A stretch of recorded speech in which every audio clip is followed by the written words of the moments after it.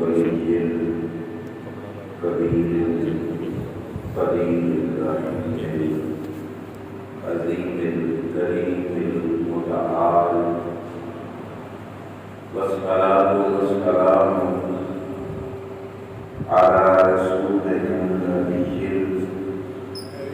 الأمي الهاشمي القرشي المطلبي الفريد الجمال وعلى آله وأصحابه أولي الصدق والنبوة والعزة والشوكة والمجد والكمال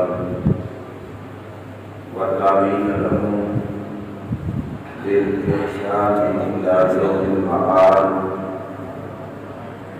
أما بعد فأعوذ بالله من الشيطان الرجيم. بسم الله الرحمن الرحيم. محمد رسول الله والذين معه أشداء على الكفار رحماء بينهم صلى الله عليه وسلم. إن الله وملائكته يصلون على النبي يا أيها الذين آمنوا صلوا عليه وسلموا تسليما. الصلاة والسلام عليك يا سيدي يا رسول الله وعلى آلك وأصحابك يا سيدي يا حبيب الله. الصلاة والسلام عليك يا سيدي يا نبي الله وعلى آلك وأصحابك يا سيدي يا نور الله.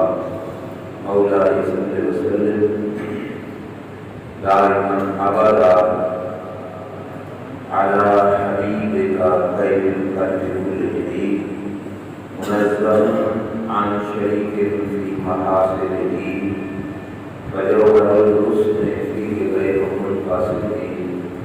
يا أكرم الخلق مالكا كنزه سواك عند حلول الحادث العمم. ولن يليك رسول الله جاء الكريم ذا الكريم تجلى باسم محتمله. رب صل وسلم دائما أبدا على حبيبك خير الخلق كلهم. اللہ تعالیٰ جل شانہ کی حمد و ثنا اور حضور سید المرسلین خاتم النبیین امام الانبیاء حضرت محمد مصطفیٰ احمد مجتبیٰ صلی اللہ تعالی علیہ وعلی آلہ وبارک وسلم کے دربار قربان میں حضرت درود و سلام بسر ادب و احترام عرض کرنے کے بعد معزز محتشم حاضرین و سامعین، السلام علیکم ورحمۃ اللہ وبرکاتہ۔ اللہ کریم کے فضل و توفیق سے اور اس کے پیارے حبیب صلی اللہ تعالیٰ علیہ وسلم کی نگاہ رحمت اور شفقت کے بغیر ہمیں نماز جمعہ کی حاضری کی سعادت نصیب ہو رہی ہے۔ اللہ تعالیٰ ہم سب کا آنا اپنے دربار میں قبول و منظور فرمائے۔ وعدے کے مطابق آج کلمہ شریف سیاست سیدنا فاروق اعظم رضی اللہ تعالیٰ عنہ کا دوسرا حصہ آپ کے سامنے عرض کروں گا۔ اللہ تعالیٰ مجھے صحیح بیان کرنے کی اور پھر ہم سب کو عمل کی توفیق عطا فرمائے۔ رسول کریم صلی اللہ علیہ وسلم کی درسگاہ شریف سے فیض پا کر دنیا میں نبی کریم علیہ السلام کا اس فیض کو تقسیم کرنے والا عرش حاضی حضور کا عرش شاگرد یقیناً بڑے کمال والا ہے۔ استاد کی عظمت، استاد کا کامل ہونا یہ شاگردوں پر اثر انداز ہوتا ہے۔ یقیناً جن ہستیوں کو استاد اللہ کے پیارے محبوب صلی اللہ علیہ وسلم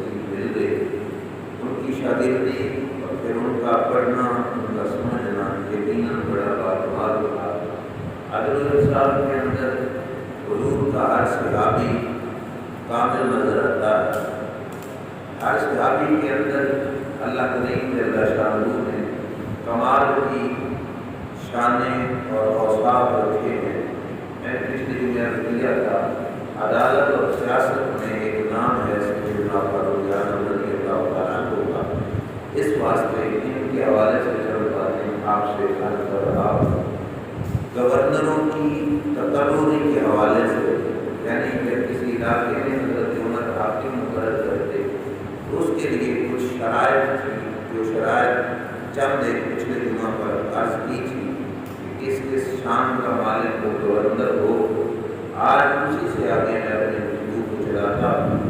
جس شخص کو لوگوں کے سر پر حکمرانی دی جاتی تھی، حضرت عمر فاروق رضی اللہ تعالیٰ عنہ کے دور حکومت کے اندر آپ کی طرف سے اس کے بارے میں یہ شرط ہوتی تھی کہ وہ شخص ظالم نہ ہو، فاسق اور فاجر نہ ہو. فاسق و فاجر اس وجہ سے جو شخص اللہ اور اس کے رسول صلی اللہ علیہ وسلم کا نافرمان ہے، وہ شخص یقیناً قوم کی اصلاح اور بہتری کا کام نہیں کر سکتا. اس واسطے فاسق و فاجر کی نفی ہو جاتی اور جو ہے ظالم حکمران اس کی بھی نفی ہو جاتی. حضرت عمر کا یہ طریقہ کار تھا. جس شخص کو حاکم بنانا چاہتے پہلے آپ اس کو پرکھتے، چیک کرتے کہ یہ شخص آیا اس قابل ہے کہ نہیں. ایک صحابی ہیں جو فرماتے ہیں کہ مجھے پورا سال حضرت عمر نے اپنے پاس رکھا اور سال کے بعد حضرت عمر فاروق رضی اللہ تعالیٰ عنہ نے فرمایا کہ میں نے جو تجھے پرکھنا تھا وہ پرکھ لیا اور میری پرکھ کے اندر تو واقعی کامل ہے، صحیح ہے، لہٰذا فلاں علاقے میں جاؤ اور حضرت ابو موسیٰ اشعری رضی اللہ تعالیٰ عنہ کے مشیر بن جاؤ، ان کے مشورہ دینے والے بن جاؤ. پورا سال پرکھنا کے شخص کو حکومت کے لیے وہ حضرت عمر فاروق رضی اللہ تعالیٰ عنہ کا طریقہ کار تھا. آج اگلی شرائط میں یہ تھا کہ جس شخص کو بھی حاکم مقرر کرتے اس کی یہ ذمہ داری ہوتی کہ حکومت کے معاملات میں رشتہ داری کی پرواہ نہیں کرے. یہ میرا رشتہ دار ہے، اس کے ساتھ میرا تعلق ہے، اور میں رشتہ داری کی پرواہ نہیں کروں. اور اپنے مادہ کوئی عہدہ کسی کو دینا ہے تو عہدہ کے دینے کے اندر اگلے بندے کی جو کوالٹی ہے، ویلیو ہے، اس کو دیکھنا ہے، رشتہ داری کو نہیں دیکھنا. اگر کوئی شخص آپ کا رشتہ دار ہے اور اس کے اندر وہ کوالٹیز نہیں ہیں جو ایک حاکم کے اندر ہونی چاہیے، آپ اس کو عہدہ حکومت والا سپورٹ نہ کیجیے. اور اگر آپ کا رشتہ دار نہیں اور اس کے اندر وہ حکومت والے، فیصلہ کرنے والے، معاملات کو سلجھانے والے جو خصوصیات میں وہ ہیں، اس کے ذمے اس عہدے کو دے دیا جائے. حضرت عمر فاروق رضی اللہ تعالیٰ عنہ فرماتے ہیں، کنز العمال شریف میں موجود ہے، فرمایا من استعمل رجلا لمودۃ او لقرابۃ لا یستعملہ الا لذلک فقد خان اللہ ورسولہ. فرمایا جس نے کسی شخص کو کوئی عہدہ دیا صرف دوستی کی وجہ سے یا صرف رشتہ داری کی وجہ سے، اور کوئی خیال یا توجہ یا اس کی جو کوالٹیز تھی اس کے اندر ان کے معاملات اس کی نگاہوں میں نہیں تھے، فرمایا فقد خان اللہ ورسولہ، وہ اللہ اور اس کے رسول کی خیانت کرنے والا ہے. اس نے رشتہ داری کو دیکھی، اس نے اس کی کوالٹیز نہیں دیکھی کہ اس کے اندر کیا یہ صلاحیتیں ہیں کہ یہ اس عہدے کو نبھا سکے گا کہ نہیں نبھا سکے گا. فرمایا وہ شخص اللہ اور اس کے رسول صلی اللہ علیہ وسلم سے خیانت کرنے والا کہلائے گا. خود حضرت عمر کے سگے بیٹے حضرت عبداللہ بن عمر رضی اللہ تعالیٰ عنہ، کئی صحابہ کی روایات میں یہ بات موجود ہے کہ حکومت کی پوری کوالٹی صلاحیتیں ان کے اندر موجود تھی، لیکن حضرت عمر ان کو عہدہ دینے کے حق میں نہیں تھے کہ میرا بیٹا ہے بے شک، لیکن میں اگر اپنے ماتا اس کو کوئی عہدہ سپرد کروں گا تو لوگوں کی نگاہ میں یہ شخص صحیح طریقے سے شاید کام نہ کر سکے. اس بات پہ حضرت عمر فاروق اپنے سگے بیٹے عبداللہ بن عمر رضی اللہ تعالیٰ عنہ کے عہدہ دینے کے حق میں نہیں تھے، بلکہ ایک دفعہ صحابہ سے مشورہ کیا ایک سلسلے میں کہ کوفہ کے علاقے میں ہم جس کو گورنر بنا کے بھیجتے ہیں، اگر تو وہ نرم طبیعت کا بعد کوفہ والے شرارتیں کرنے لگ جاتے ہیں، وہ لوگ اس کے ہتھے نہیں آتے، قابو میں نہیں آتے۔ اگر ہو تو سخت طبیعت کا تو اہل کوفہ شکایت کرنے کے ادھر آتے ہیں۔ لہٰذا مجھے مشورہ دو کہ کوئی ایسا بندہ ہو جو دیانتدار بھی ہو، امانت دار بھی ہو اور طاقتور بھی ہو، مطلب ان لوگوں کو کور بھی کر سکے اور دیانتداری اور امانت داری کے ساتھ ان کے معاملات کو نبھائے۔ تو مشورہ دو۔ لوگوں نے مشورہ دینا شروع کیا تو مشورہ دینے والوں نے ایک شخص نے کہا، حضور کوفہ کی گورنری اور حکومت اپنے بیٹے عبداللہ بن عمر کو دے دو۔ تمہارا بیٹا عبداللہ بن عمر اس لائق ہے، اس قابل ہے کہ اس علاقے کو سنبھال سکے۔ اب جواب سنو، ایک اللہ سے ڈرنے والے حاکم کا جواب کیا تھا۔ حضرت عمر جواب دیتے ہوئے کیا کہنے لگے، قاتلک اللہ واللہ ما اردت اللہ بہا، اللہ کے بندے اللہ تجھے ہلاک کرے، انہیں یہ بات کہہ کر رب کی رضا کا ارادہ نہیں کیا۔ میرے سامنے میرے بیٹے کی تعریف کی، اس کا مقصد تھا کہ میں خوش ہو جاؤں۔ فرمایا مومن کا حق بنتا ہے کہ اس کی زبان سے جو بات نکلے وہ صرف اور صرف رب کی رضا کی خاطر ہو۔ تو نے یہ بات میری رضا کے لیے کری، بجائے اس کے کہ اپنے بیٹے کا نام سن کر حضرت عمر خوش ہوتے، الٹا ناراض ہوئے۔ فرمایا تم نے ایک غلط بات کہی، تم نے میری رضا کو چاہا، اللہ کی رضا کو نہیں چاہا، لہٰذا یہ بات تمہاری درست نہیں، آپ نے اس کو قبول نہیں فرمایا۔ اگلی شرائط میں شرط ہے کہ جس شخص کو گورنری یا حکومت کا عہدہ سونپا جائے وہ شخص اس عہدے کا طالب نہ ہو، طلب کرنے والا نہ ہو کہ مجھے یہ عہدہ دے دیا جائے۔ کیوں؟ فرماتے ہیں جو شخص عہدے کا طالب ہوتا ہے وہ عہدے کی ذمہ داریوں سے بے خبر ہوتا ہے۔ اب سنیے حضرت عمر کا قول مبارک اور پھر حدیث پاک۔ آپ فرماتے ہیں ما حرس رجل کل جنس عبارت، چاہ کر طلب کر کے لوگوں سے حکومت لے اور پھر حکومت مل جانے کے بعد اس میں عدل کرے، فرمایا ایسا نہیں ہو سکتا۔ جو شخص عدل کرنے والا ہے وہ طلب کرنے والا نہیں ہوگا، وہ مانگ کر نہیں دے گا۔ اور میرے کریم آقا صلی اللہ علیہ وسلم کا فرمان ہے کہ جو شخص حکومت کا طالب ہو وہ حکومت کا عام نہیں ہوگا۔ جس شخص نے چاہا کہ مجھے حکومت ملے وہ شخص حکومت کی اہلیت نہیں رکھتا، اس کے پاس حکومت کی صلاحیتیں موجود نہیں ہوتی۔ یہاں پہ جو عالم صلی اللہ تعالیٰ علیہ وسلم کا فرمان ہے۔ اور اس کے بعد جو اگلی بات بڑی پیاری ہے، سیاست سیدنا فاروق اعظم رضی اللہ تعالیٰ عنہ کا حصہ ہے۔ سن کر حیران ہو جاؤ گے کہ جس شخص کو حضرت عمر نے حکومت کے عہدے پر فائز کرنا ہوتا اس کی پراپرٹی کی پہلے لسٹ تیار کر دی۔ مثال کے طور پر اگلے مہینے سے اس نے حکومت اسٹارٹ کرنی ہے، تو اس مہینے میں لوگوں کو بھیج کر اس کی کل جائیداد، کل اثاثات، کل مالکیت، کل پراپرٹی اس حضرت عمر رضی اللہ تعالیٰ کی تاریخ کر دیا کرتی۔ اس کے پاس کتنی جائیداد ہے، کتنا اثاثہ اس کا جمع ہے، کتنی مال و دولت کا یہ مالک ہے۔ گورنری دینے سے پہلے حضرت عمر فاروق رضی اللہ تعالیٰ کو یہ لسٹ تیار کر کے اپنے پاس رکھتے ہیں۔ اب اس کے بعد حکومت کے عہدے پر بیٹھنے کے بعد اس کی ماہانہ مقرر تنخواہ کی جاتی کہ اس کو اتنا وظیفہ ملے گا۔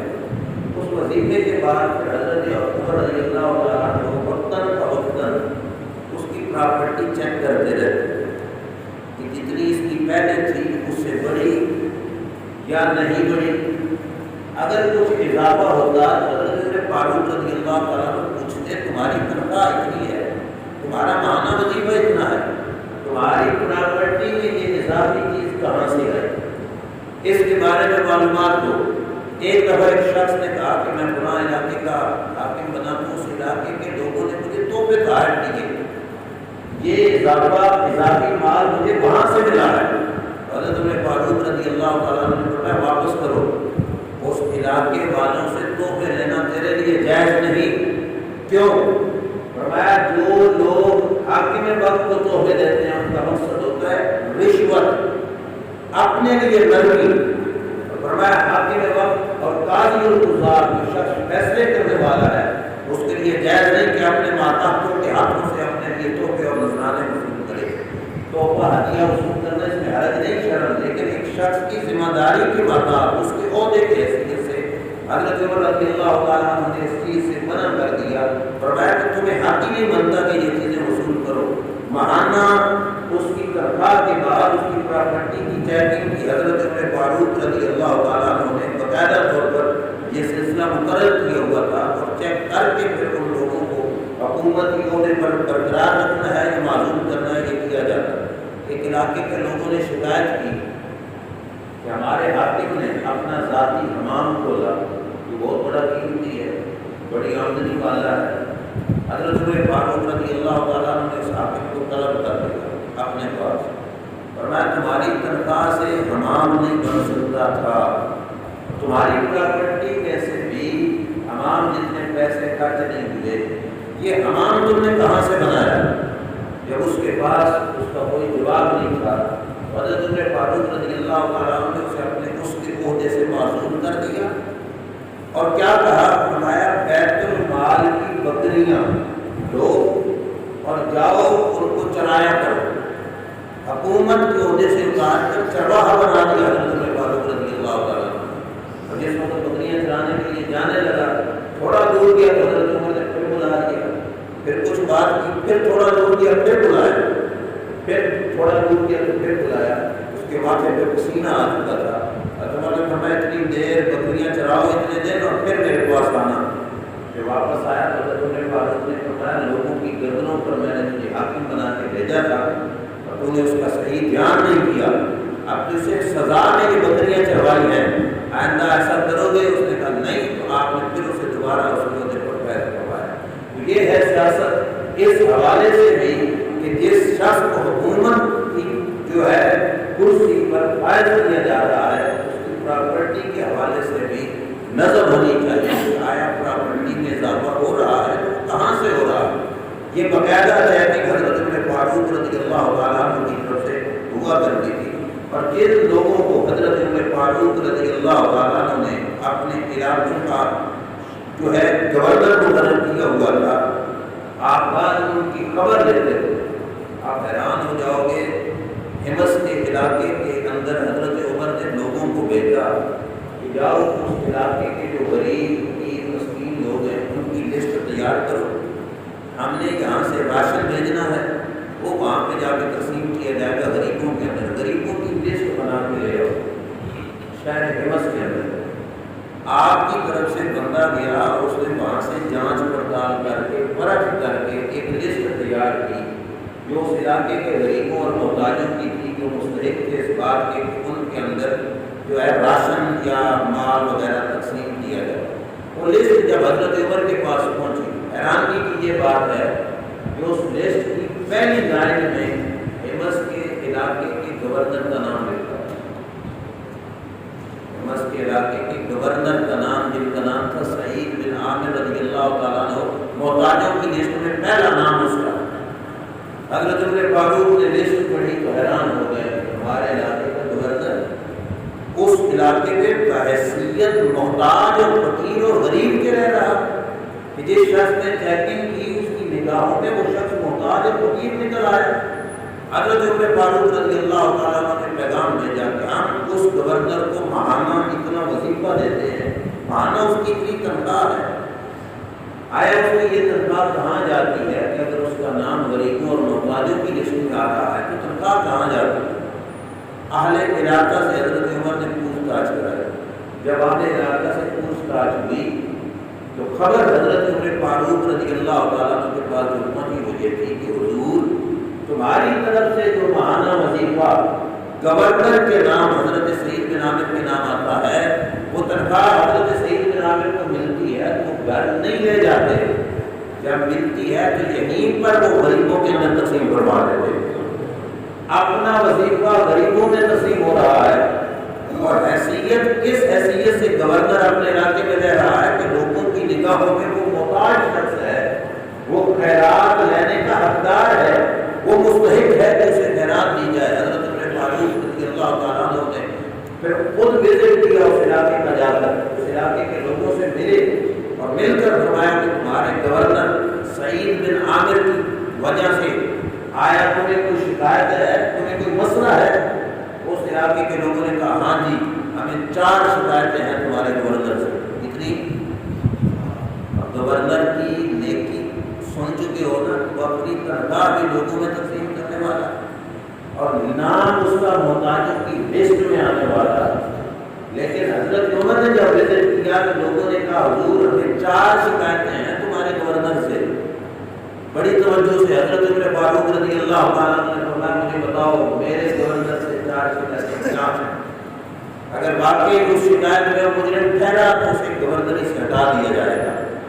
لوگوں نے شکایت میں پہلے نمبر پر شکایت جو حضرت عمر کے سامنے پیش کی مجھے تھی کہ صبح سویرے سویرے گورنر صاحب ہمارے پاس نہیں آتے. جس وقت دن چڑھ جاتا ہے اس کے بعد وہ ڈیوٹی پر آتے ہیں. منہ اندھیرے نہیں آتے, دن چڑھے آتے ہیں. پہلی شکایت ہے یہ. اس وقت گورنر دفتروں میں نہیں کھلی کچہریوں میں بیٹھتے تھے اور لوگوں کی حاجتیں مسائل وغیرہ سننا اور ان کو حل کرنا ان کی ذمہ داری تھی. اور وہ اس شعبے میں بھی کام آ رہا ہے کہ دن چڑھے آ رہے ہیں تو رعایا کو شکایت تھی کہ وہ اندھیرے نہیں آتے, دن چڑھے آتے. حضرت نے پوچھا دوسری شکایت. انہوں نے کہا دوسری شکایت یہ ہے کہ حضور دن کے وقت تو گورنر صاحب سے ملاقات ہو جاتی ہے لیکن رات کے وقت ملاقات نہیں ہوتی. رات کے وقت وہ ملاقات کا ٹائم نہیں دیتے, دوش کہتے ہوں گے. تیسری شکایت انہوں نے کہی کہ مہینے کے اندر ایک بار ہمارے گورنر صاحب ہمیں دن کو بھی نہیں ملتے. شہر یونیورس کے لوگوں کی شکایت تھی کہ مہینے میں ایک بار دن کے وقت بھی ملاقات نہیں ہوتی اور باقی سارا رول یہ ہے کہ رات کو تو کبھی وہ ملتے ہی نہیں ہے. اپنی کتنی شکایتیں ہو گئی تھی. چوتھی شکایت انہوں نے یہ کی کہ حضرت یہ مریض شخص ہے, کبھی کبھی ان پر غشی کا دورہ آ جاتا ہے اور یہ بے ہوش ہو کے گر جاتے ہیں. یہ 4 شکایتیں ہیں جناب آپ کے گورنر سے. حضرت عمر فاروق رضی اللہ تعالیٰ نے شکایات سنی.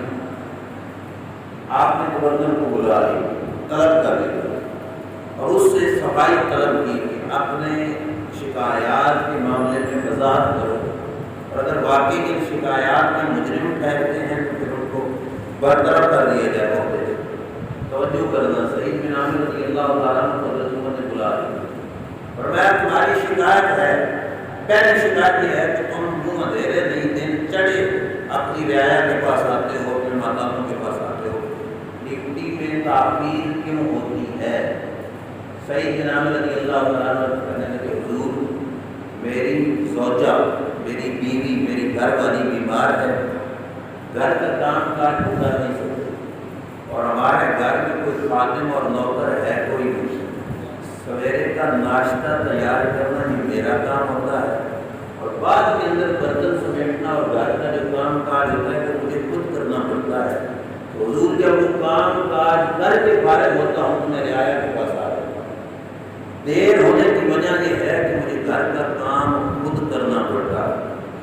گورنر کا ایک خادم بھی نہیں ہے. گورنر اور اس وقت کا گورنر حاکم کہلاتا تھا, مطلب پوری حکومت ہے اس کے پاس, لیکن نوکر ایک بھی نہیں.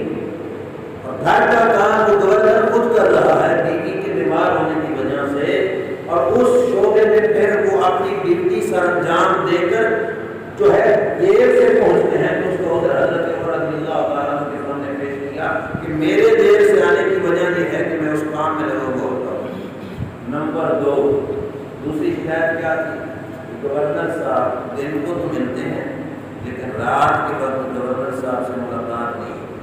حضرت عمر رضی اللہ تعالیٰ عنہ نے فرمایا ہاں بھائی بتاؤ رات کے وقت ملاقات نہیں کرتے. گورنر کا جواب سنو. نے کہا حضور ملازم بھی ہوں لیکن بندہ ہوں پروردگار عالم کا, رب ذوالجلال کا. اپنی ملازمت کے تحت میں دن کے وقت رعایا میں بیٹھ کر اپنی ڈیوٹی پوری کرتا ہوں اور رات میں خالصتاً اللہ کی عبادت کے لیے رکھی. رات کے وقت میں اللہ کے حضور کھڑے ہو کر رب کو راضی کرتا ہوں. اللہ کے ساتھ محبت اور جو ہے پیار کا رشتہ ہے اس کو پورا کرنے کے لیے رات میں نے عبادت کے لیے رکھی ہے. اس واسطے میں رات کے وقت ملاقات کی. حضرت عمر فاروق رضی اللہ تعالیٰ عنہ نے یہ جواب سنا. تیسرا اقرار ان کا یہ تھا کہ مہینے میں ایک بار تو یہ دن کو بھی ہمیں ملنے نہیں آتے. ملاقات ان کے ساتھ دن کے وقت بھی نہیں ہوتی. حضرت عمر رضی اللہ تعالیٰ نے پوچھا ہاں بھائی مہینے میں تم ایک دن چھٹی کرتے ہو، دن کے وقت بھی تم گھر سے باہر نہیں آتے، اس کی وجہ کیا ہے؟ گورنر صاحب فرمانے لگے حضور میرا ذاتی صرف ایک سوٹ ہے، میرا ذاتی صرف ایک سوٹ ہے جس کو مہینے بھر میں پہنتا ہوں، استعمال کرتا ہوں، صرف ایک سوٹ رکھتا ہوں، اور ایک دن حیرانی کی وجہ یہ ہے کہ وہ ایک دن اس سوٹ کو دھونا ہوتا ہے اور میں خود دھوتا ہوں، میرے لیے پیاس پہننے کے لیے کوئی اور کپڑے نہیں کہ میں وہ پہن کر باہر آ سکوں، تو بے پردہ حالت میں گھر میں چھوپ کے بیٹھ جاتا ہوں، جب وہ کپڑے خشک ہوتے ہیں تو پھر پہن لیتا ہوں۔ حضور صرف ایک سوٹ رکھتا ہوں، اس وجہ سے ایک دن میری اس وجہ سے غیراضی ہو جاتی ہے۔ اب ذرا سوچو تو صحیح، ہم اپنا حساب لگائیں، ہم حاکم نہیں، ہم تو رعایا ہیں، ہمارے استعمال میں کتنے سوٹ ہیں؟ میں مدرسے میں ہوتا ہوں، حقیقی بات کہہ رہا ہوں، میں نے طالب علموں کی کھلے ہوئے بنیان دیکھے، ایک دفعہ ایک طالب علم کے 20 بنیان، جو مدرسے کا اسٹوڈنٹ ہے اس کے بنیان صرف 20 کے لگ بھگ ہے۔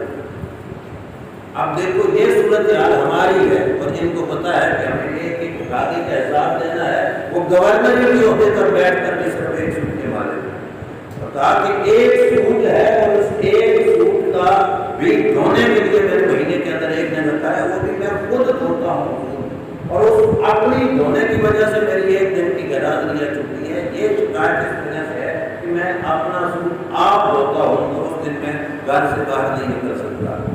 ظاہری بات ہے جب گورنر مقرر کرنے والا خود کامل درجے کا عادل ہو، اور اس سلطنت کا امیر اور بادشاہ اس قدر عادل ہو کہ جس وقت فلسطین کے علاقے میں بیت المقدس کی فتح کے لیے حضرت عمر جا رہے تھے تو آپ کی قمیض مبارک پر 17 پیغام لگے ہوئے تھے، آپ کی دنیا کا حکمران اور قمیض پر 17 پیغام لگے ہوئے ہیں۔ یہ پوری شرائط کر کے میں واپس اس بات کی طرف آتا ہوں، آپ کو عرض کرتا ہوں۔ حضرت عمر رضی اللہ عنہ نے کہا چوتھی شکایت کہ تمہیں کبھی کبھی دورہ پڑ جاتا ہے، تم بے ہوش ہو جاتے ہو، اس شکایت کی وضاحت کرو۔ انہوں نے کہا حضور اسلام لانے سے پہلے حضور کے ایک صحابی حضرت خبیب رضی اللہ عنہ، میں مکہ میں رہتا تھا، میں مسلمان نہیں ہوا تھا، حضرت خبیب رضی اللہ عنہ کافروں کے ہتھے چڑھ گئے تھے، اور کافروں نے بڑی بے دردی کے ساتھ حضرت خبیب رضی اللہ عنہ کو شہید کیا تھا۔ کہا کہ اس وقت میں اسلام نہیں لایا تھا، میں حالت کفر میں تھا، اور ان کی شہادت کا سارا منظر میری آنکھوں کے سامنے ہوا تھا۔ آج بھی جب بیٹھے بیٹھے وہ تصور آتا ہے کہ حضرت خبیب کو میں نے آنکھوں کے سامنے شہید ہوتے دیکھا اور میں نے اس کی مدد نہیں کی۔ ایک مرتبہ اللہ کے خوف سے مجھ پر بے ہوشی طاری ہو جاتی ہے کہ میرا کیا بنے گا، کل میں کیا جواب دوں گا کہ میرے سامنے ان کو شہید کیا جاتا رہا، میں کچھ نہ کر سکا۔ حضرت سعید بن عامر رضی اللہ تعالیٰ عنہ نے فرمایا کہ کبھی کبھی جو دورہ بے ہوشی کا پڑتا ہے اس کی یہ وجہ ہے، یہ 4 چیزیں جب حضرت عمر فاروق رضی اللہ تعالیٰ عنہ نے سنی، حضرت عمر فاروق رضی اللہ تعالیٰ عنہ نے کہا شکر ہے خدا کا جس نے میرے گورنر کے دامن کو داغدار نہیں ہونے دیا، اللہ نے اس کی بھی سواری عطا فرما دی۔ حضرت سعید بن عامر کے وصال شریف فرمانے کے بعد حضرت عمر مجلس میں بیٹھے، ایک دفعہ لوگوں سے پوچھا ہاں بھائی تمہاری کیا خواہش ہے، تمہاری کیا خواہش ہے، تمہاری کیا خواہش ہے؟ ہر کسی نے اپنی اپنی خواہش کا اظہار کیا، کسی سے آپ نے کہا میری خواہش یہ ہے کہ دشمنوں کا بہت بڑا لشکر ہو اور اسلام کی جہاد کے لیے میں مسلمانوں کی صفوں میں لڑتا لڑتا رب کی بارگاہ میں شہید ہو جاؤں۔ کسی نے کہا میری خواہش یہ ہے کہ اللہ مجھے ڈھیر ساری دولت سے نوازے اور میں وہ ڈھیر سارا روپیہ اللہ کی راہ میں خرچ کروں، غریبوں مسکینوں کے اندر میری یہ خواہش ہے۔ آپ کے ساتھی تھے چونکہ انہوں نے پوچھا عمر تم بھی بتاؤ تو تمہاری کیا خواہش ہے دلی؟ حضرت عمر فاروق رضی اللہ عنہ نے کہا کہ میری خواہش ہے کہ اللہ مجھے سعید بن عامر جیسا کوئی بندہ دے دے اور میں اسے کسی علاقے کا گورنر بنا دوں۔ میرا دل کرتا ہے کہ مجھے سعید بن عامر جیسا کوئی کارکن مل جائے، کوئی ورکر مل جائے جو سعید بن عامر جیسی ڈیوٹی دینے والا ہو۔ حضرت عمر فاروق رضی اللہ تعالیٰ عنہ نے اس انداز کے اندر اپنے دور سلطنت کے اندر حکمرانی کروائی، اور پھر وہ بات جو فتح بیت المقدس کے حوالے سے میں نے عرض کرنے کی یہ تھی، آپ کے سپاہی بیت المقدس پر چڑھائی کر کے فلسطین کے علاقے میں چڑھائی کر کے گئے ہوئے تھے، اور علاقے کی اوپر قبضہ تھا غیر مسلموں کا، یہودیوں کا، عیسائیوں کا۔ آپ کے لوگ فوجی سپاہی جب اس علاقے کا محاصرہ گھیرا کر کے بیٹھ گئے، اندر سے ان عیسائیوں نے، ان یہودیوں نے یہ پیغام بھیجا مسلمانوں کے نام کہ ہمارے علاقے کا گھیرا کر کے تم بے شک 6 مہینے بیٹھے رہو نا تو ہماری صحت پہ کوئی اثر نہیں پڑتا۔ کیوں؟ وجہ یہ ہے کہ ہم نے اندر اتنا مال ذخیرہ کیا ہوا ہے کہ جو 6 مہینے بھی تمہارا گھیرا برقرار رہے تو ہمارا راشن ختم نہیں ہوگا، ہم پھر بھی کھاتے پیتے رہیں گے، ہماری روزی بند نہیں ہوگی۔ مسلمانوں کے نام یہ پیغام بھیج کر کہا کہ ایسا کرو، تم بلاؤ اپنے حاکم کو جو تمہارا سربراہ مملکت، توجہ کرنا، اس علاقے کی فتح یعنی فلسطین کے بیت المقدس کی فتح جس شخص کے ہاتھوں پر ہونی ہے، انہوں نے کہا ہماری آسمانی کتابوں میں اس شخص کا نام بھی موجود ہے، اس شخص کا حلیہ بھی موجود ہے، اس شخص کی حالت بھی موجود ہے، تم اس کو ہمارے علاقے میں بھیجو، ہم اس کو دیکھتے ہیں، اگر تو واقعی وہی شخص ہے تو پھر ہم لڑیں گے نہیں، چپ کر کے علاقہ تمہارے حوالے کر دیں، اور اگر تمہارا وہ حکمران نہیں پھر تم مہینے چھوڑو، سالوں سال بھی بیٹھے رہو تو یہ علاقہ تم پتہ نہیں کر سکتے کیونکہ ہماری کتابیں بتا رہے ہیں۔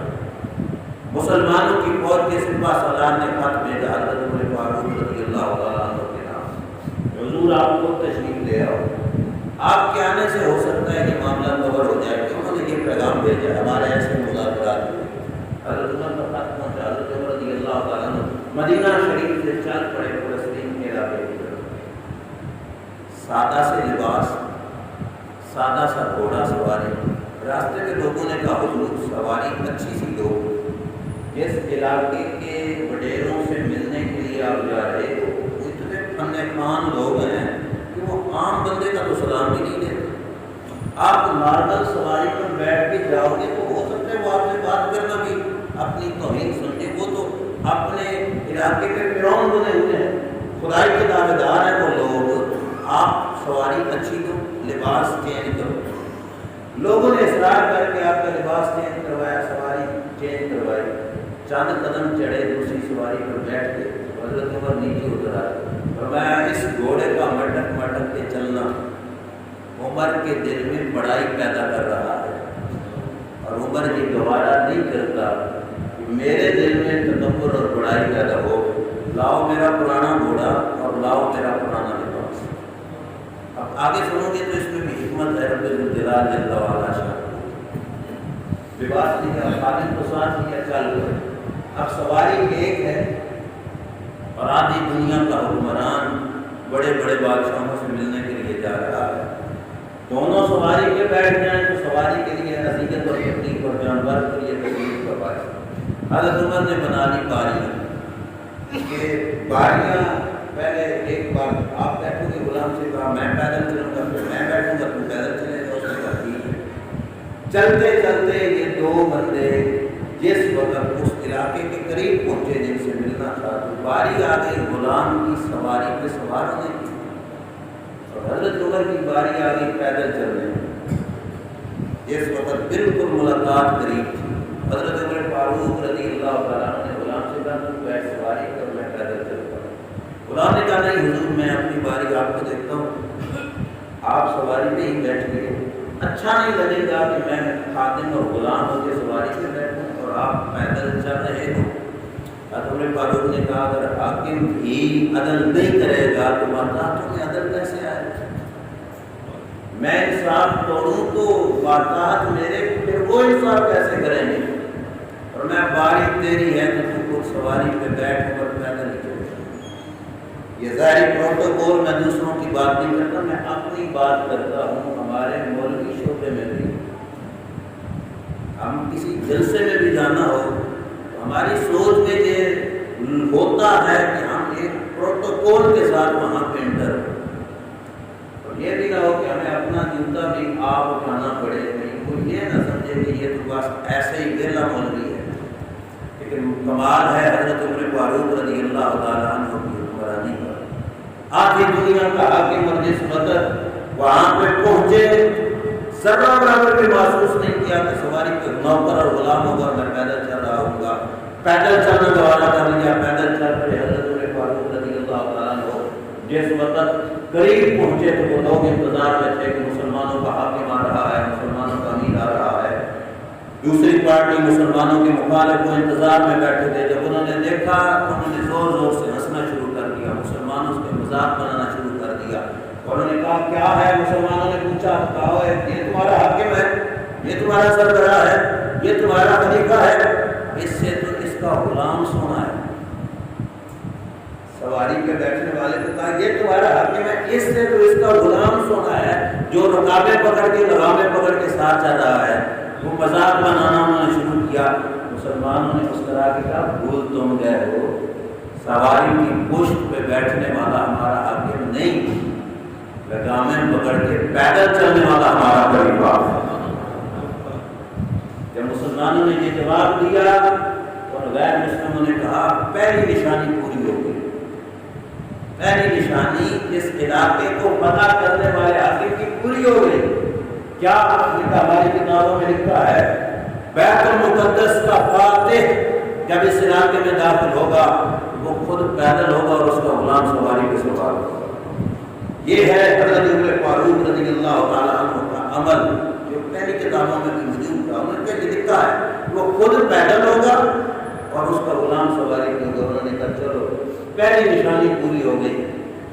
آگے قریب گیا جس وقت حضرت عمر فاروق رضی اللہ تعالیٰ عنہ وہ سادہ گھوڑا اور حضرت عمر کا وہ سادہ سا لباس. جب انہوں نے غور سے دیکھا تو حاکم بد کے لباس پہ پیبند لگے ہوئے تھے. انہوں نے غور سے دیکھا تو انہوں نے مسلمانوں سے کہا مسلمانوں دوسری نشانی بھی پوری ہو گئی. ہماری کتابوں میں لکھا ہے کہ بیت المقدس کو فتح کرنے والا جس وقت بیت المقدس میں انتری کرے گا تو اس کے لباس پہ پیبند لگے ہوئے ہوں گے اور یہ نشانی بھی پوری ہو گئی. اور انہوں نے کہا اب تم بتاؤ نام اپنے خلیفے کا، تمہارے خلیفے کا نام کیا ہے؟ لوگوں نے کہا ہمارے خلیفے کا نام ہے عمر. انہوں نے کہا چلو جی تیسری نشانی بھی پوری ہو گئی. کیوں؟ ہماری کتابوں میں لکھا ہے جو بیت المقدس کا فاتح ہوگا اس کا نام 3 حرفوں والا ہوگا اور درمیان والا لفظ میم ہوگا. تمہارے خلیفے کا نام اگر عمر ہے تو 3 لفظ بھی ہے، درمیان والا حرف میم ہے. لہٰذا ہتھیار انہوں نے پھینک دیے اور ہاتھ انہوں نے اٹھا لیے. انہوں نے کہا ہم لڑتے نہیں، بغیر لڑائی کے علاقہ تمہارے قبول کر دیتے. لڑائی نہیں ہوئی اور اللہ نے بیت المقدس کی فتح عطا فرمائی. یہ تھی صورتحال جو بڑوں میں تھی. اور پھر سعید بن عامر تو ماتحت تھے حضرت عمر فاروق رضی اللہ تعالیٰ عنہ کے ماتحت گورنروں میں سے تھے. ان گورنروں کی عادت میں حضرت عمر فاروق رضی اللہ تعالیٰ عنہ کے کردار مبارک کے حوالے سے بنی تھی. جیسا کردار رب ذوالجلال نے حضرت عمر فاروق رضی اللہ تعالیٰ عنہ کو عطا فرمایا تھا، اللہ نے اسی طرح کا کردار آپ کے ماتحت گورنروں کو بھی عطا فرمایا تھا.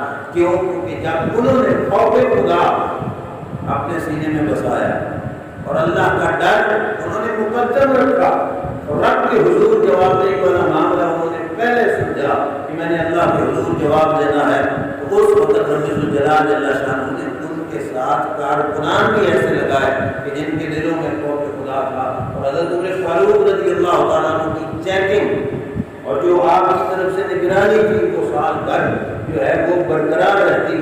جب بھی کسی علاقے کے لوگوں کو دیکھتے سنتے پرکھتے اور اپنی علاقے کی رعایت کے حالات کے حوالے سے دریافت کرنا معاملات کا یہ کہ حضرت عمر فاروق رضی اللہ تعالیٰ عنہ کی عادت تھی. رات کے وقت ایک دفعہ گشت فرما رہے تھے. ایک بیوہ خاتون جو بھوک کے مارے گھر سے باہر کھڑی تھی. حضرت عمر فاروق رضی اللہ تعالیٰ عنہ کا پاس سے گزر ہوا تو وہ عورت بھوک سے نڈال کچھ بولے جا رہی تھی. حضرت عمر فاروق رضی اللہ تعالیٰ عنہ نے کہا عورت کیا مسئلہ ہے؟ اس نے کہا بھوک کے مارے میرا برا حال ہے، میں کل قیامت کے دن عمر کی شکایت لگاؤں گی رب کے سامنے. عورت کو خبر نہیں تھی کہ مجھ سے حال پوچھنے والے بھی عمر ہیں رضی اللہ عنہ، تو میں شکایت لگاؤں گی.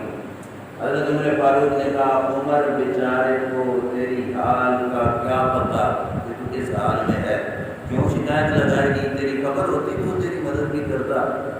عورت نے بڑا پیارا جواب دیا. اس نے کہا اگر رعایا کے ہر فرد کی حالت کی خبر نہیں کر سکتا تھا تو حکومت کی کرسی پہ بیٹھا تھا. آج بلوچستان میں لوگ مر رہے ہیں، لوگوں کی حالات سیلاب کی وجہ سے کیا ہو رہے ہیں۔ ہم کس رونے کو روئے؟ ہمارا بڑا رونا یہ ہے کہ ہم نے در رسول کو چھوڑا، نظام مصطفیٰ صلی اللہ علیہ وسلم کا جو سلسلہ تھا ہم اس کو چھوڑ کر در در کی ٹھوکریں کھا رہے ہیں۔ حضرت عمر فاروق رضی اللہ تعالیٰ عنہ سے اس نے کہا کہ اگر عمر اپنی رعایت حیرت بندے کی خبر نہیں رکھ سکتا تھا تو پھر اس نے حکومت کو سنبھالا کیوں؟ اور میں بیٹی یہاں پہ ٹھہر، تیرا راشن میں لے کے آتا ہوں۔ وقت گھر گئے، بیت المال میں سے توڑا راشن کا بھرا، کندھے پر رکھا۔ غلام آیا، حضور میں اٹھا کے چھوڑا تھا اور میں پیچھے ہٹ جاؤ۔ عمر کا بوجھ قیامت کے دن کون اٹھائے؟ اور میں قیامت کے دن بھی تو اپنا بوجھ میں نے خود اٹھانا ہے، یہ توڑا بھی میں خود اٹھا کے لے جاؤں۔ عمر فاروق رضی اللہ عنہ نے تھوڑا اس بیوی کے پاس پیش کیا۔ بیوی انجانی میں یہ کہنے لگی کہ تو کتنا اچھا ہے، کاش تو ہی عمر ہوتا اور تو ہی ہمارا حکمران ہوتا، کاش تو ہی ہمارا حکمران ہوتا، تو کتنا اچھا ہے کہ میرے لیے راشن لے کے آئے، میری مدد کی۔ حضرت عمر فاروق رضی اللہ تعالیٰ عنہ اس حال میں بیوی کے پاس کھڑے تھے، پاس سے دو صحابہ گزرے جو حضرت عمر کو پہچانتے تھے۔ انہوں نے کہا السلام علیکم یا امیر المومنین، سلام تم پر امیر المومنین۔ جب امیر المومنین کا لفظ سنا تو بیوی کے پاؤں کے نیچے سے زمین نکل گئی۔ اس نے کہا ہے میرے سامنے کھڑا ہونے والا خلیفہ وقت ہے اور میں اس کی شکایتیں کر رہی ہوں، اسی کے سامنے کر رہی ہوں، اب پتہ نہیں میرا کیا بنے گا۔ وہ خوف زدہ ہو گئی۔ حضرت عمر فاروق نے کہا بیوی خوف زدہ نہ ہو، ابھی تو میں نے تجھ سے کچھ کہلوانا ہے۔ اس نے کہا حضرت معافی، جو کچھ میں کہہ بیٹھے آپ نے فرمایا تو نے بالکل سچ کہا جو کچھ کہا۔ اب خوش ہے عمر سے؟ کہنے لگی بالکل خوش ہوں۔ حضرت عمر فاروق رضی اللہ تعالیٰ عنہ نے کہا اپنی ناراضگی ختم کر کے جو رضا ہے اس کا سرٹیفکیٹ بنا کے دو، لکھ کر دو کہ میں عمر سے راضی ہو گئی ہوں۔ اس خاتون نے لکھ کر دیا، حضرت عمر نے لکھا ہوا اپنے پاس سنبھالا۔ میں ایک شکایت تھی اللہ کے فضل سے وہ بھی دور کرا کے اس کی رضا بھی لکھوا چکا ہوں، کل قیامت کے دن رب کے دربار میں حاضری ہوگی تجھے پیش کر دوں گا رب کے سامنے۔ مطلب کہنے کا یہ ہے کہ جس وقت جنہوں نے دربار مصطفیٰ صلی اللہ علیہ وسلم سے سبق سیکھا ان لوگوں نے اس رنگ کے اندر کے معاملات کو سنبھالا۔ اور آخر میں ریاض النظرہ کا وہ حوالہ، حضرت عمر کی عدالت کی گواہی، میں بہت چھوٹا ہوں، آپ نے تو ہم بہت چھوٹے ہیں۔ حضرت عمر کی عدالت اور حضرت عمر کی جو حکومتی معاملے میں کارکردگی کی صفائی ہے، ان کا کوئی ماتحت گورنر کارکن دے وہ اور بات ہے۔ حضرت عمر کی وہ عدالت تھی جس کی عدالت کی گواہی حضرت علی بھی دیا کرتے تھے رضی اللہ تعالیٰ عنہ۔ مولا مرتضیٰ شیر خدا حضرت علی کرم اللہ تعالیٰ وجہ کریم گلی میں آ رہے ہیں اور صورتحال یہ ہے کہ مولا علی درمیان میں ہیں، دائیں اور بائیں دونوں شہزادے مولا علی کے ساتھ ہیں، مولا حسن بھی ساتھ ہیں، مولا حسین رضی اللہ تعالیٰ عنہ ساتھ ہیں۔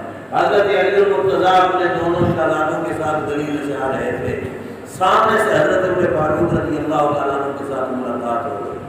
اب حضرت عمر فاروق رضی اللہ تعالیٰ عنہ جس وقت مولا علی سے ملے، ہاتھوں میں ہاتھ دے کے سلام کیا، السلام علیکم یا امیر المومنین۔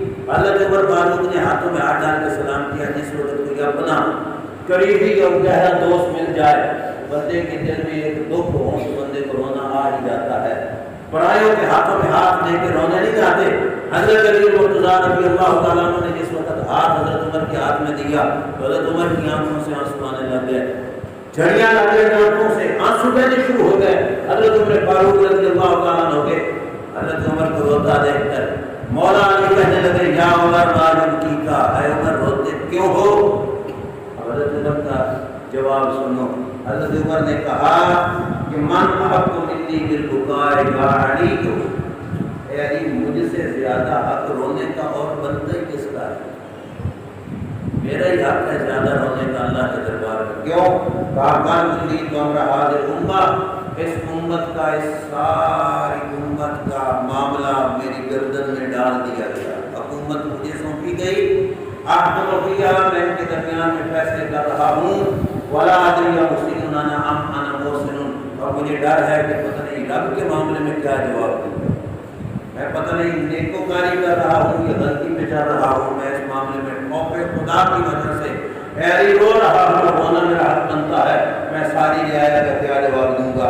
اب سنو مولا مرتضیٰ شیخ خدا رضی اللہ تعالیٰ عنہ نے حضرت عمر کا ہاتھ پکڑے ہوئے حضرت عمر کو تسلی دیتے ہوئے حضرت علی کہنے لگے یا عمر واللہ انک لقادر فی قضا وقضا وقضا وقضا۔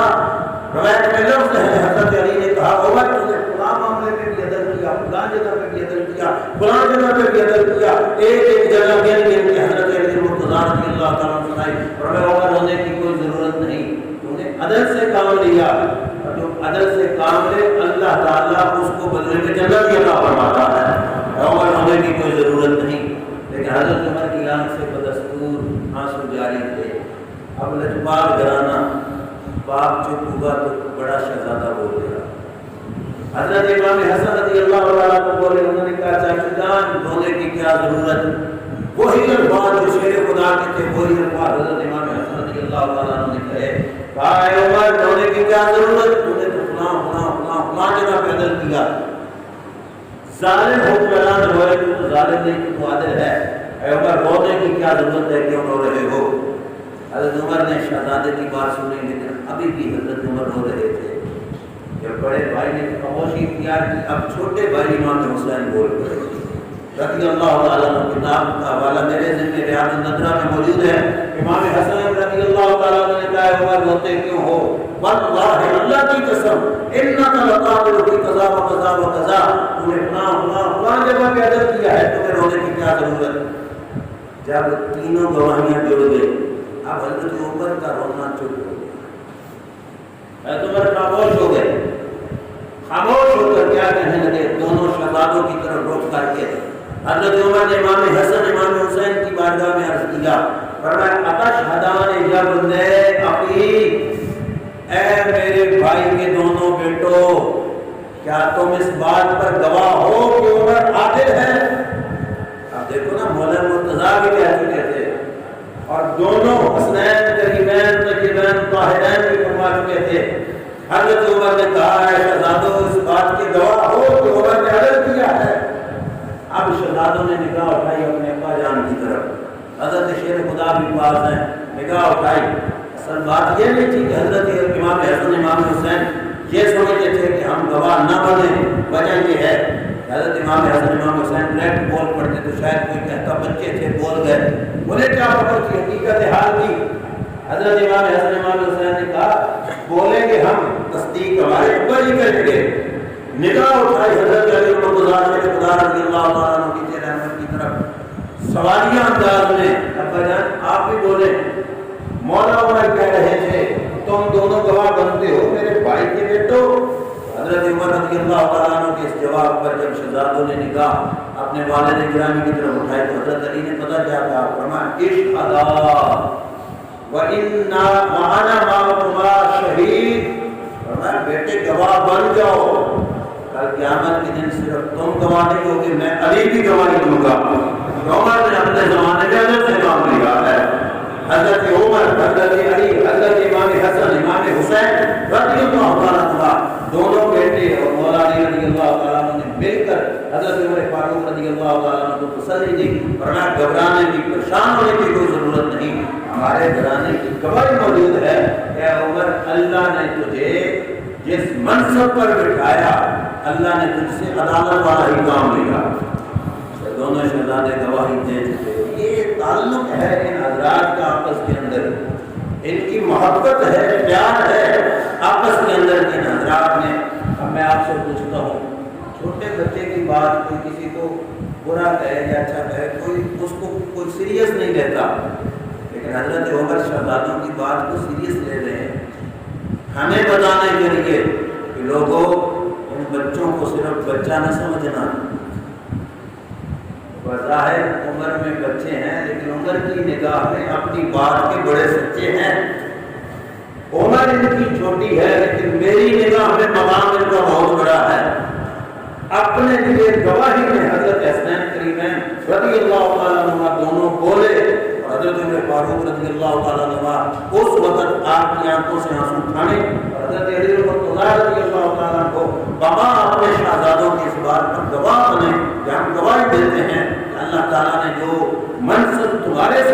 کیا اللہ تعالیٰ نے اس میں تم سے ادب والا کام لیا. اور یہ بات نہج البلاغہ کے اندر بھی موجود ہے. جس وقت حضرت عمر فاروق رضی اللہ تعالیٰ عنہ شہید ہو گئے, چارپائی کے اوپر آپ کا جسد اطہر کفن کے اندر لپیٹا ہوا تھا. حضرت عمر فاروق رضی اللہ تعالیٰ عنہ کا جسم اقدس کفن کے اندر لپیٹا ہوا ہے. اس وقت ایک صحابی کہتے ہیں کہ میرے کندھے پر ٹیک لگا کر کسی ہستی نے اپنے بازو کی ٹیک لگا کر ایک جملہ بولا. کیا جملہ کہا؟ نے کہا ما بالعبد احد احب الی اللہ ان الق اللہ تعالی بصحیفتی من کا من هذا الرجل المسجع بین اظهرکم. اس بندے نے جس نے ٹیک لگائی صحابی رسول کے کندھے پر, اس نے بول کے کہا روئے زمین پر, عمر تیرے علاوہ کوئی اور بندہ نہیں جس کا نامہ اعمال لے کر میں رب سے ملنا پسند کرتا ہوں.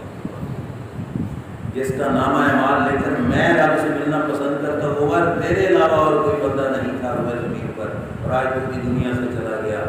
وہ صحابی کہتے ہیں میں نے پلٹ کے دیکھا کہ یہ کہنے والا کون ہے, تو صورت علی کی مجھے نظر آئی. سیدنا علی رضی اللہ تعالیٰ عنہ کریم فرما رہے تھے عمر روئے زمین پر فقط تو ہی تھا جس کا نامہ اعمال لے کر رب سے ملنا میں پسند کرتا تھا. اور آج عمر کیوں بھی شہید ہو گیا ہے. تو ان حضرات کے معاملات میں گواہیاں ہمارے جیسے کمزور بندوں کی کمزور ہیں, جن کی گواہیاں علم کے شہر کا دروازہ باب مدینہ العلم شیر خدا رضی اللہ تعالیٰ عنہ دے. اور یہ وہ علی المرتضیٰ شیر خدا رضی اللہ تعالیٰ عنہ ہیں جن کو میرے نبی علیہ السلام نے فرمایا تھا کہ حق علی کے ساتھ ہے. اور علی بولیے علی حق علی کے ساتھ. علی اگر عمر جھوٹا ہوتا تو علی کبھی ساتھ مل سکتا تھا؟ بولیے یزید جھوٹا تھا تو حسین نے ساتھ دیا؟ بولیے جان قربان کر دی, خاندان قربان کر دیا, اور اسے سچا کہا نہیں کہتا. کیوں؟ جھوٹے کو جھوٹا کہنا یہ دربار مصطفیٰ کے شاگردوں کی عادت ہے. حضرت علی رضی اللہ تعالیٰ عنہ ساتھ کھڑے ہیں تو پتہ چلا حق علی کے ساتھ, علی حق کے ساتھ. عمر حق تھے مولا خدا رضی اللہ تعالیٰ عنہ ساتھ کھڑے ہیں. یہ یوم شہادت حضرت عمر فاروق رضی اللہ تعالیٰ عنہ کا, اور یہ بھی قدرت والے کی تقسیم ہے. یکم محرم شہادت عمر فاروق کی, اور اسی محرم میں شہادت حضور کے نواسہ سیدنا امام حسین رضی اللہ تعالیٰ عنہ کی. دونوں کا آپس میں جو محبت کا رشتہ تھا وہ بھی بڑا گہرا تھا, اور اللہ نے دن بھی وصال اور شہادت کے قریب قریب دونوں ہستیوں کو عطا فرمائے تھے. ہم ترازو لے کر تولنے والے نہیں.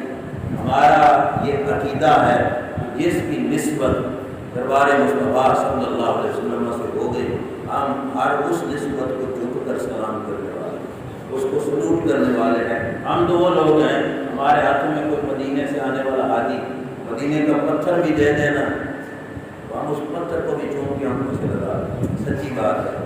میرا ایک دوست عمرے میں گیا, بات ختم, اس نے کہا آپ کے لیے کیا لاؤں؟ مسجد میں بیٹھا ہوں. سچی بات ہے. میں نے کہا جنت البقیع میں اگر حاضری ہو تو وہاں سے تھوڑی سی مٹی میرے لیے لیتے آ.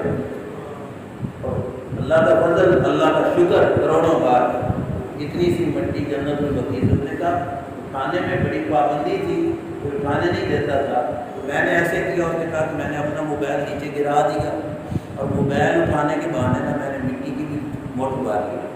وہ مٹی لے کے آیا, الحمدللہ پاس ہے. اور وہ مٹی جب خاندان میں یا عزیز و اقربا میں کوئی فوت ہوتا ہے تو وہ مٹی بطور تحفہ بھیج دیتے ہیں, اور وہ فوت ہونے والے کی آنکھوں پر, داڑھی پہ, سر, ماتھے پر لگائی جاتی ہے. یار ہم تو مدینے کی مٹی کا بھی احترام کرنے والے ہیں.